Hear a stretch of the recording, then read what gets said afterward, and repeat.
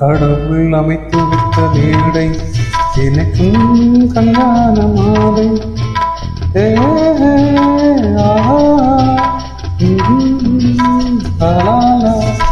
கடவுள் அமைத்து விட்ட மேடை எனக்கும் கல்யாண மாலை.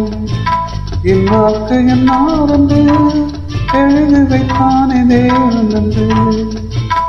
இன்னாக்கு என்னாரென்று எழுதி வைத்தானே தேவன் என்று.